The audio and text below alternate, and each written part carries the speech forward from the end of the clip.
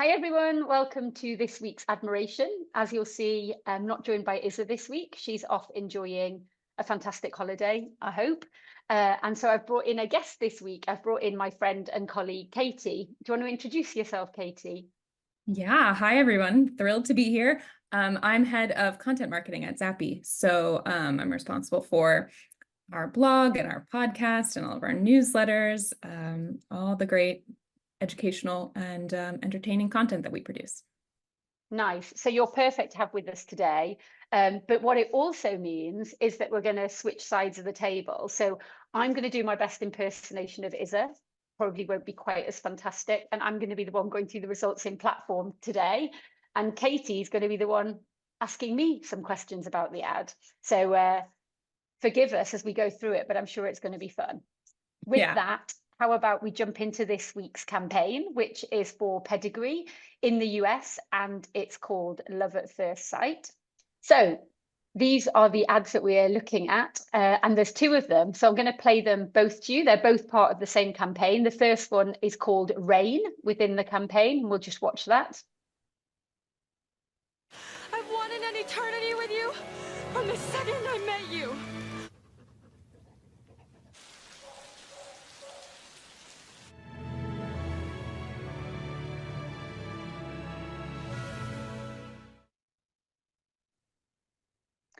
And then if we jump on to the second ad that we've got, again, in the same campaign, and this one's called Party. We'll see why. I know we only just met, but I can't imagine my life without you.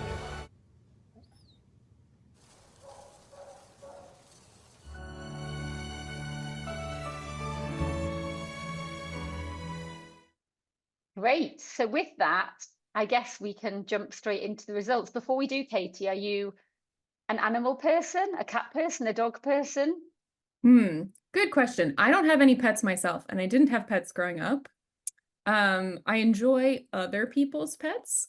I enjoy, seeing dogs out on the street walking. But I don't feel the need to have any pets myself at this time. I have a young child, and that's all the chaos I need, all the caregiving I need to do. But yeah, what about yourself? Yeah, I am a cat person, although I'm also very fond of dogs and animals in general. I think they bring out the best of us mostly in humans, that ability to care and look after something else. But yeah, a cat person who's also quite fond of dogs these days.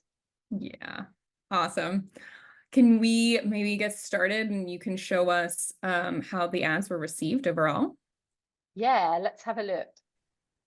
Okay, great. So here we've got the results of both of the ads that we just had a look at.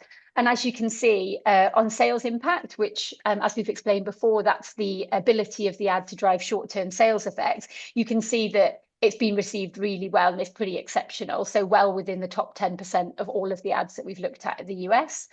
And in terms of driving brand impact, which is much more about the longer term, whether it sticks in memory and whether it's going to drive your equity and sales much more into the future, it's looking a little bit more average there, but still a great performance overall. And if we want to understand a little bit more about that, we can see some of the strengths that really come through. And it's particularly here around its ability to reach and resonate with people where we see the strengths of the ad. So most people are watching the ad for longer than 9 seconds. In fact, most of them stick with it right through to the end. They're not choosing to skip, which shows that they're highly engaged in the story. And one of the reasons that they're quite engaged in the story is because it's quite distinctive. It stands out, it's slightly unexpected, and we're all wired to pay attention to stuff that's unusual because it could be a threat or an opportunity. So it does really well there, and that also relates to the claimed attention. If we go further down, you can see, of course, it's highly relatable. These people are clearly into pets, and it's telling a wonderful story around the love between them, which again, that then makes complete sense. But the bit that's where it's probably at its most exceptional is this bit here, Katie, which is around overall emotion. So it's really making people feel strong emotions. And when you feel something strong, it does make it more memorable. So that's a real area of strength for these ads. Definitely. Really cool to see those high emotions. Can we talk a little bit about what's driving that? What's behind that? Yeah, we certainly can. So I guess there's two things that we can do. One is to look at what the emotions are, the most prominent emotions, and then the second thing we can go and look at is the moments in the ad that are particularly responsible for driving that emotion. Yeah. So I'll just jump over here first of all and look at overall emotion. So here you're seeing the same scores as we saw before, well above the norm, but I think it's this that really stands out. So almost half of people, when you're said which of these emotions did you feel most, and they could choose none, they could choose negative, they could choose like, but they've chosen love. Almost half of people feeling that strong an emotion that they choose to say that they feel love as a result of watching the ad, which is clearly the most dominant emotion and well above what we would see for a regular ad. And then what we can do is go and jump into the moments for that. So there's actually quite a similar emotional response. So I'll just pick one of the ads, and I think it will tell the story really of how that emotional journey works for both of them. So there's three very big peaks within that love emotion, and I could play the ad and we could watch it as it goes along. So the first one that we're seeing here, that first peak in love, is when he says, I couldn't imagine my life without you. And we're expecting to see, I guess, probably a human there. And then it flips and just shows this super cute dog. And that opens a real emotional response of like that love and connection between them and humans. There's then a second peak just back here. And if we look at what that is, it's that kind of analogy that it says love at first sight isn't just in the movie. So they've said that the love at first sight can happen between human and dog, not just between humans. But then there's another peak of love when they talk about the fact that it's possible for you to get there. It doesn't just have to be in the movies. It can happen in real life, which is a second big peak. And then if we jump forward to the third one, it actually has that kind of call to action, which says actually that love at first sight is available at your local shelter. So there's a real moment of, I guess, a strong release of emotion for their relationship, but also for many people, which we can look at in a bit more detail, the fact that it is the love for a rescue dog. So it's the fact that you're like creating that love and connection for a dog that, you know, maybe hasn't had quite the right life that it wants up until now. So three big peaks of emotion that are really driving that love. Also importantly, it does continue right through at the point that, you know, that the brand starts to play a role, because, you know, it's almost sponsored by Pedigree, but you can see at this point the love levels are still pretty high, watching their relationship still, and the fact that the dog's eating. It's a really nice message. I guess I sort of have to ask, do people love it just because there's a cute dog in it? Right? Because we know that people love animals so much. You know, there's such strong feelings of love here. Is it just the dog? Well, you always ask the tough questions. Let's be clear. Of course, the dog helps. Absolutely. Like when an animal appears in the ad, like it's quite natural, like we emotionally react to other living things, be that other humans who are suffering or other humans who are happy, and the same thing with animals. But we even did a meta-analysis on this recently, looking across all of our ads, and we saw that in general, it's not just having a dog that gives you a bit of a boost, but actually, or not having a cat, it's actually how they're used. And in this case, that is certainly true. It's not just the case that it's loved because it's got a dog in it. It's also how that dog's used. So we can dive into that a little bit more when we look at what people like about the ad, and you'll see they don't just say, I like the dog. They say a lot more about, it is a cute dog. It's a very cute dog. Okay, so what we're showing here is likes are dominated by what we've called characters, which of course is the dog and the human, and of course their relationship and the scenario here. Also, the people are talking about funny and entertaining, which is the twist that you believe that obviously that there's going to be this connection.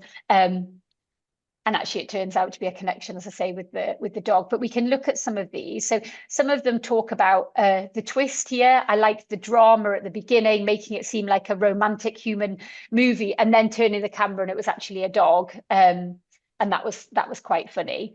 They also talked about liking the brand's commitment to helping shelter dogs, which I think is really nice there.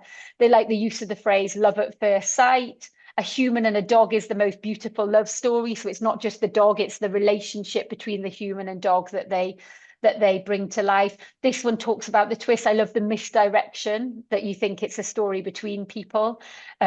You can see there's loads. You don't, the amount of depth that people have gone into.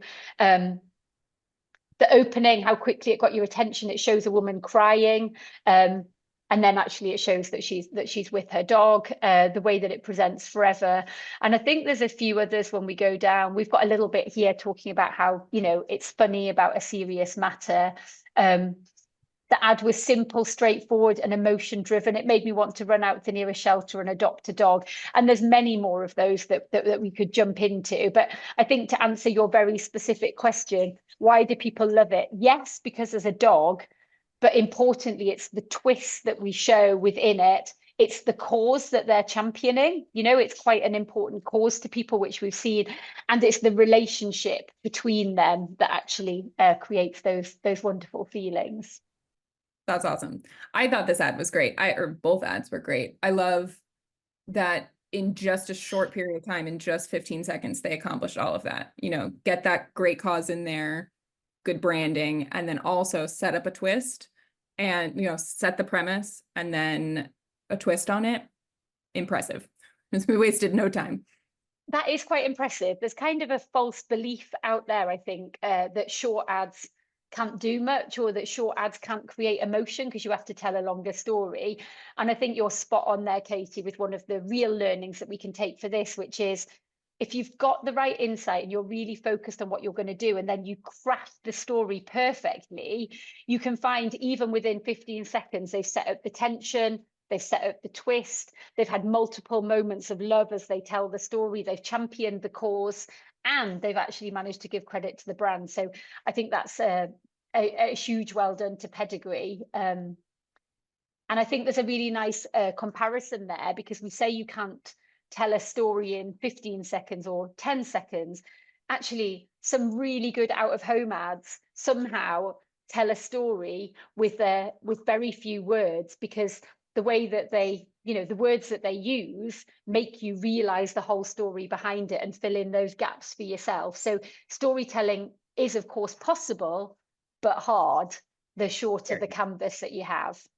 Yeah, in a single image to tell a story, convey emotion, that's a big undertaking.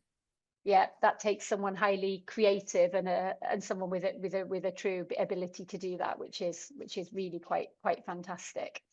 I guess the other learning here related to that is just only make your ad as long as it needs to be, right? People say, oh, what's the right length for an ad? Well, actually, what's the right length for your story? So in this case, what they've managed to do is they knew what story they had to tell, and they managed to fit all of that carefully crafted within 15 seconds. They could have dragged it out for 30 seconds.